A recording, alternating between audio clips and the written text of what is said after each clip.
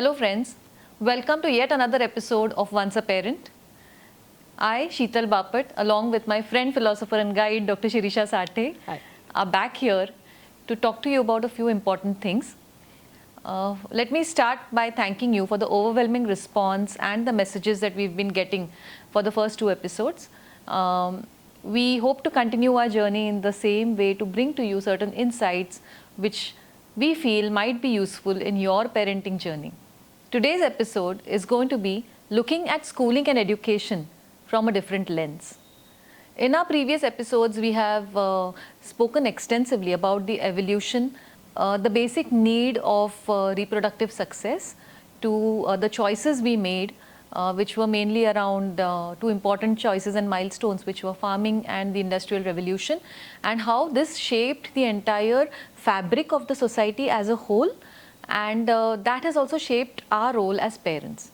Now what is going to be interesting to see is how did schooling or when we had different systems, political, religious, all of it, there was another system which came into play, which was the education system. And even that has seen tremendous evolution over a period of time, right? Yeah. Today's discussion, Shirisha, with you, I would really like to talk about how this education system and schooling as a concept really evolved. What was their primary role in the life of the society, of children, of parents, and where we are today, basically. So let's start with maybe understanding how it really evolved as a system. Yeah. It's very interesting, Sheetal. Let us keep aside the words education and school for a moment. Okay, and then let us see how things have evolved around that. Basically, there were few things which were a part of a learning of a child. Okay, as we have seen, as the group size increased of the society after farming, then various tasks needed to be done. Then the cooperative work that evolved out of that, then the collaboration, and then we also, I think, mentioned about Bara Balutedars in a typical Indian village scenario. So the idea was that everyone had some role to be played in that complex fabric of a larger group called society. So various institutions evolved in that, like a political institute evolved out of that. Religious institutes evolved out of that. So in the same way, what was important was the learning. Okay, and that learning was about two things. One part of learning was about acquiring the skills necessary for the livelihood. Okay, which was in the family. Correct. Okay. And then, as I said, they were role appropriate. Like in Mahabharata, we learn the stories of Pandavas being taught by their guru Dronacharya. So it was about the warfare and the tactics and the archery and all those things which were the skills required for their specific role. Okay. Rest of the, like the cobbler or the ironsmith or the goldsmith, all those, and their children would learn those specific skills traditional required skills passed on from for the livelihoods. So that was one aspect of learning. Okay. Second aspect was getting well adjusted into the ecosystem that they were a part of. Okay. Okay. So it was more about the ethics and the values and the principles with which, and because the idea was that that entire group had to be a very cohesive group. Correct. It had to have some rules and norms so that it would function properly. So should we call it citizenship values? Yeah, maybe we can call it that way. So one aspect was that being a part of that group and help that system to run in an efficient manner. And the third thing was about a body of knowledge that has gathered till then. It was more about how the world functions and how, world in the sense, the world around them, how various phenomena took place, Yeah. or how various phenomena happened, and the explanations. Of course, there was a change in the tool which was used to explain certain things, like why things happen the way they happen. Yeah. Just to give you an example, that initially magic was used as a tool to explain why certain things happen the way they happen. Correct. So all our mythological stories, if Yeah. you see, they talk about many phenomena, right? From how it rains, Yes. and then there is some magic, there is some doer behind that, and Yeah. that's how things evolved. So it was about like the rainfall.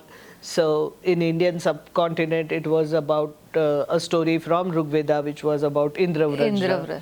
Yeah. In Greek mythological story, it was about Thor, Thor. who would have the hammer and beat the cloud with the hammer, and the then hammer, there and then- yeah. it would rain.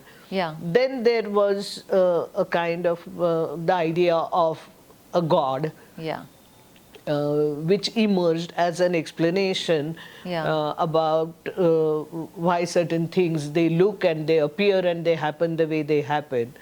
So, because if there is a creation, there has to be a creator. Yeah. If there is what I can say deed, there has to be a doer. Doer.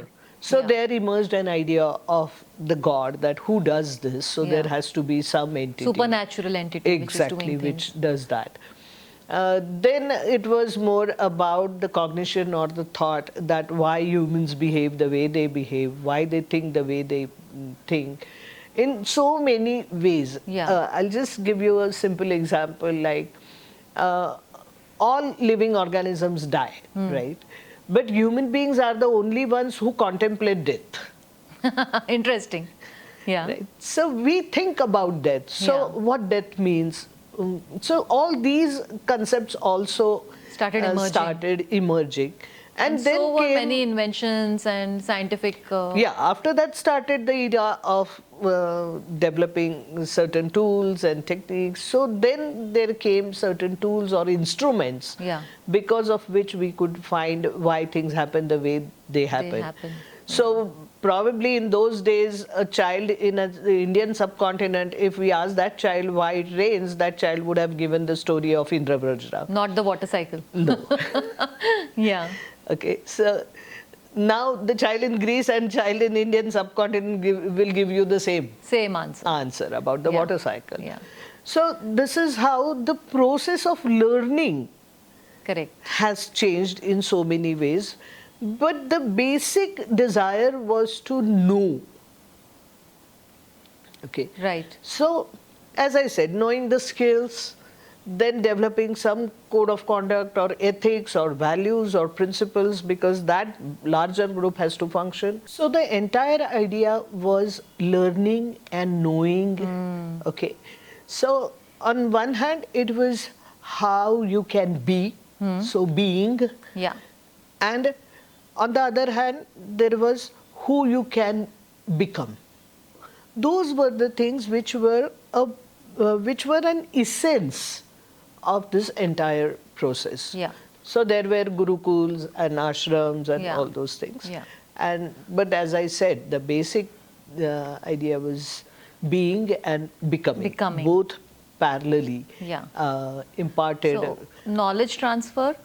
Yeah, because as I said, by that time, a huge body of knowledge started gathering. Yeah. Now that knowledge had to be transferred to the Next next generation. So it was also a part of, and that was probably the function of those ashrams and the Yeah. Gurukul. Yeah. Okay. Because not every child, every child didn't go to Gurukul. Yes. There was a casteism and all those things. It was restricted. Let us not get into those details, but these things were there as a part of various institutions for a well-functioning or fully functioning society. Right. Let us not get into whether it was right way of doing so or wrong way of doing so, because it was a past and past can't be made any better now. It was the way it was. Correct. Okay. So later on, as we talked about another milestone like industrializations Right. or colonization of Britishers and the system that they had, from there onwards the transition started happening More rapidly. more rapidly, Yeah. where these two, like being and becoming, Huh. started getting separated. Okay. Like people also, like after industrialization, people had to leave houses, The migration was much more. yeah, Yeah. to earn the money. Yeah. And that's how we saw how the division of work automatically happened, because women stayed at home to take care of the family, Yeah. and men had to leave the house to earn the money, which Right. wasn't the case earlier. Right. Okay, so that's how the division of work happened. Right. That's we have already seen Spoken about it, yeah. in the same way, children started going to, they had to leave the house, unlike learning the traditional livelihood yeah.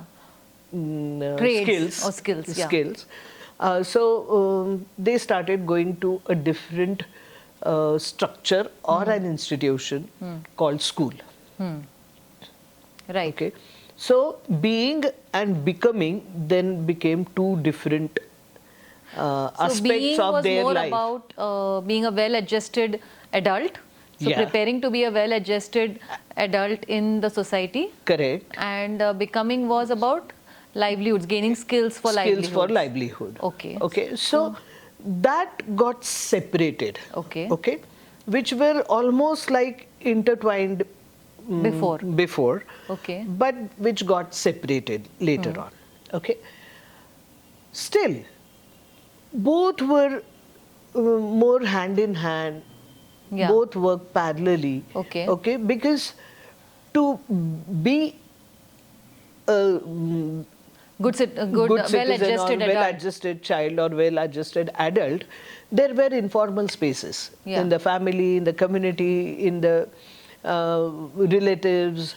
So there were many informal spaces. Joint where- family structures, Joint probably. family structures. So where the child had opportunities to learn values, ethics, morals, again, who to be and how to be. Yeah. Okay? Yeah. Of course, stereotypes were also a part of it, but still, there were informal spaces to learn that.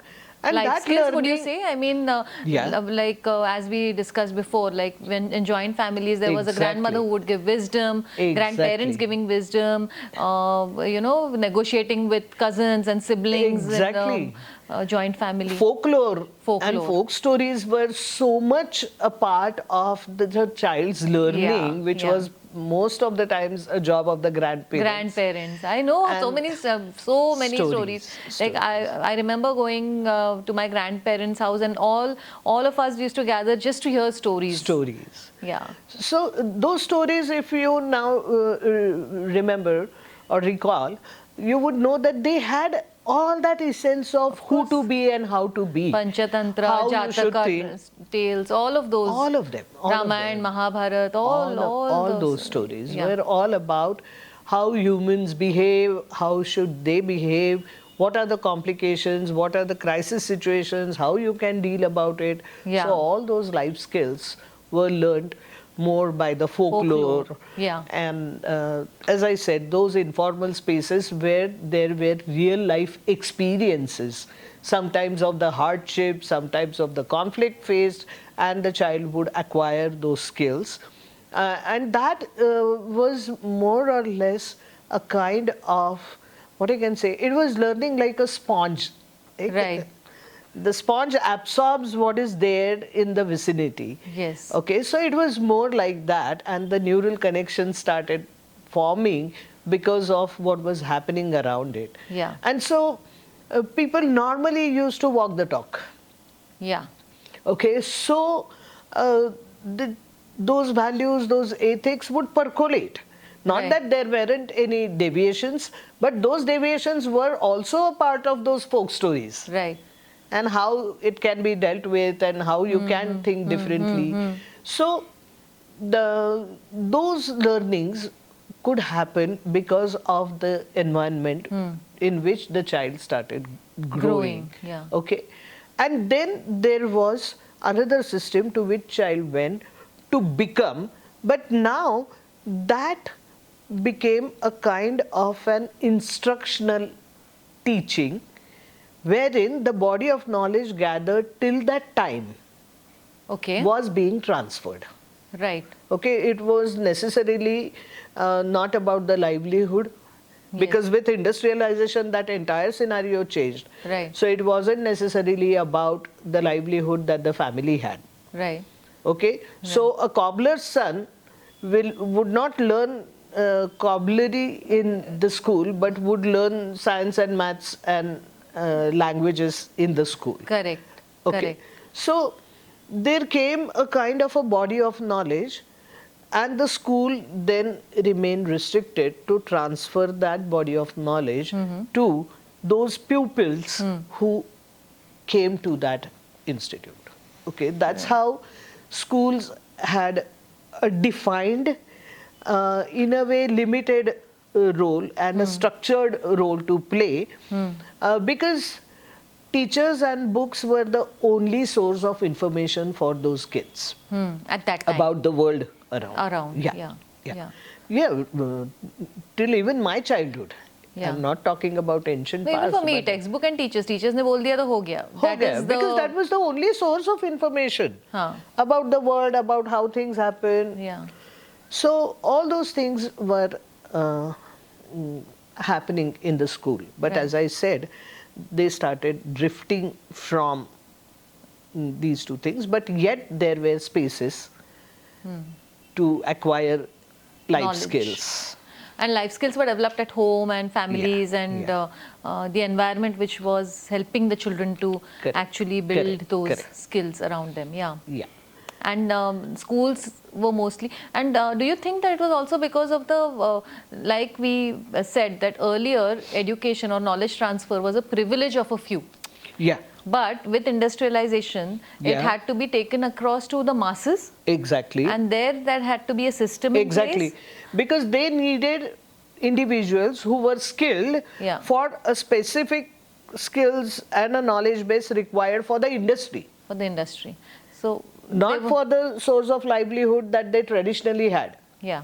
If they needed a worker for a textile industry, okay, now that worker, no matter what his source of livelihood traditionally existed before, but that worker had to be equipped with the skills. Okay, so they needed a large number of people who had a defined but uniform skill set to work in that industry. Okay, so that's how the change started happening. And then again, as I said, the body of knowledge remained a specific, which was about the world, maybe about science, about maths, whatever. The inventions till then. So that remained still accessible to only very few people who could afford to, or who were in the cities, who were in the urban areas. And so, like, even the migration from the villages to the cities started happening. Because of the schools available. Primarily because of the Industrialization, industrialization. and Because then- they started providing source of, like, they were the source of livelihood. Right. So leaving their traditional roles and then getting into the city and then working in an industry became a common trend. Yeah, that we've spoken about that. Exactly. Yeah.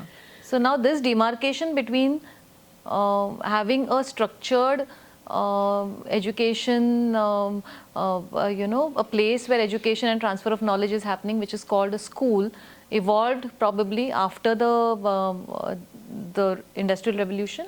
Yeah, largely after Because of that. Till then we had the Gurukul, and I feel, there in Gurukuls, whatever I have read, it was mostly about learning happening through the interactions of the teacher and the pupil. I mean, the teacher-student interaction was at the core of the learning, Correct. Correct. which used to really happen in those days. Correct. And there were defined rules because the pupil would stay there, na? Yeah, yeah.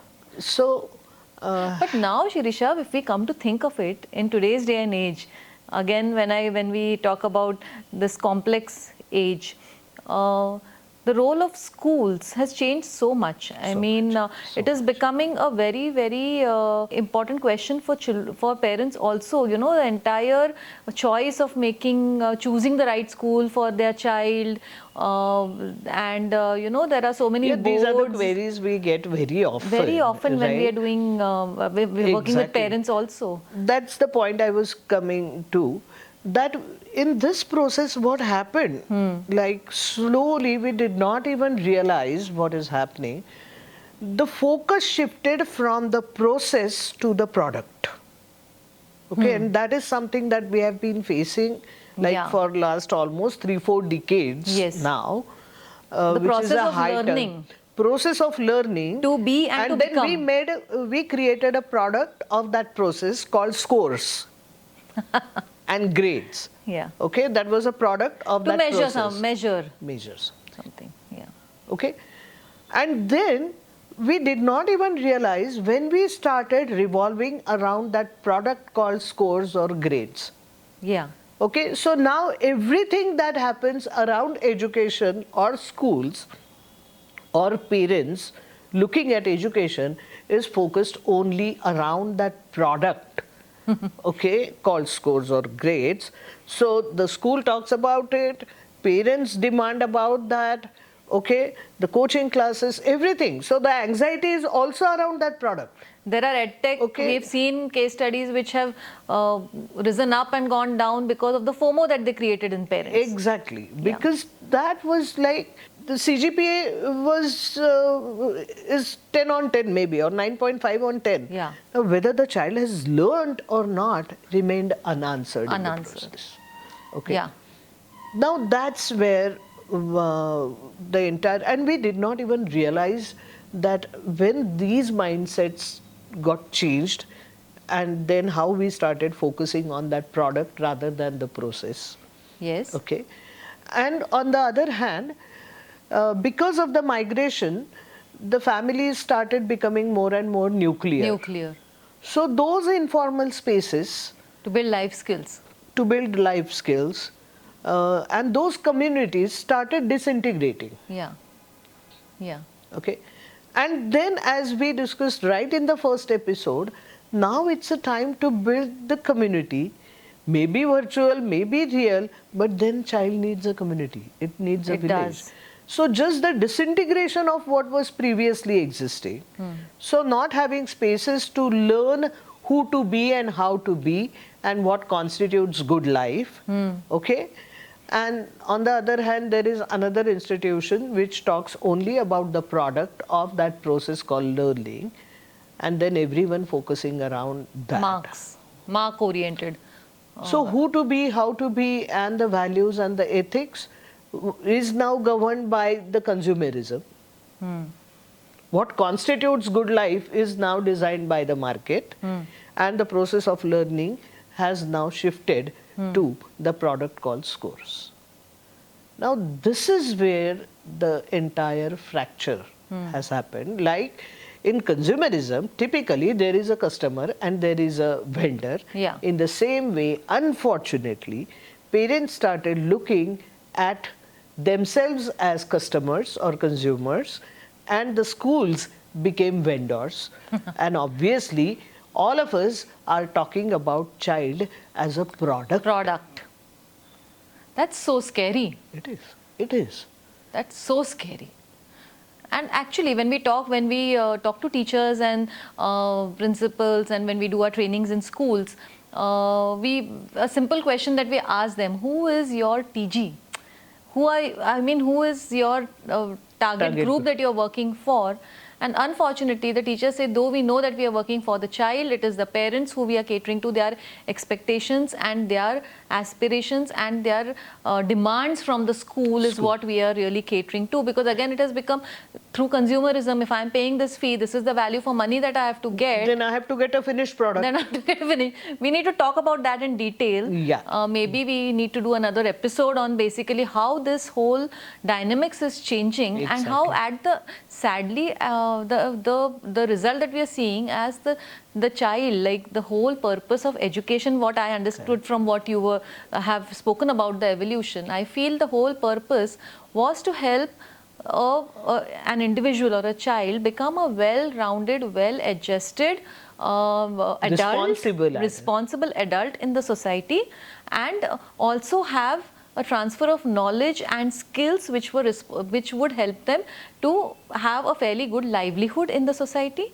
Correct. So these were the two important roles of the education as a whole. Correct. And earlier this used to happen the part of being a well-rounded, well-adjusted adult and having enough life skills was a part was mostly the responsibility of families and the ecosystem around. Exactly. And schools used to do the work of imparting knowledge and skills necessary for livelihoods in the changed scenario. Because obviously you cannot, as we always say, you cannot play the new game by the old rule book, since the demands of livelihoods after farming, industrializations have changed.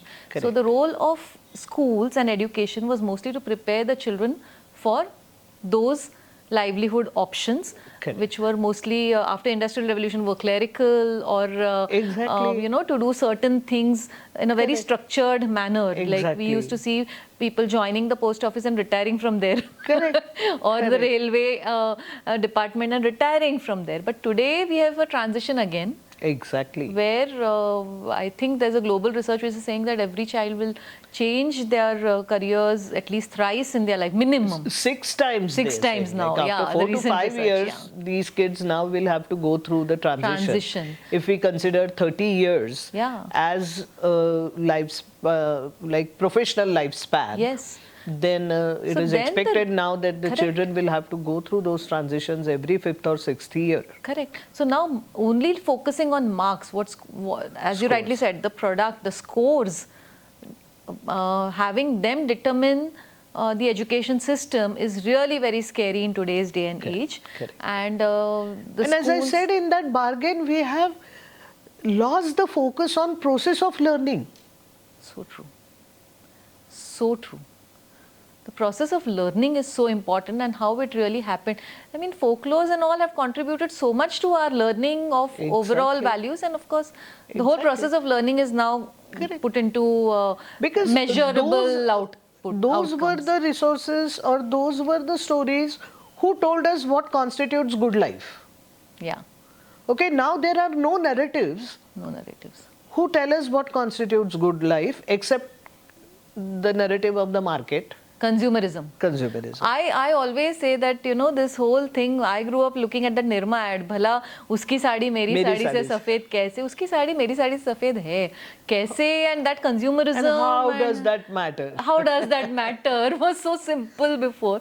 A statement turned into I think neighbors envy, owners pride, and consumerism has driven all of this competition and the demand-supply dynamics. But it is really sad to see that it has impacted even education. Exactly. And because we are leading the life with the same kind of aspirations, no? We are.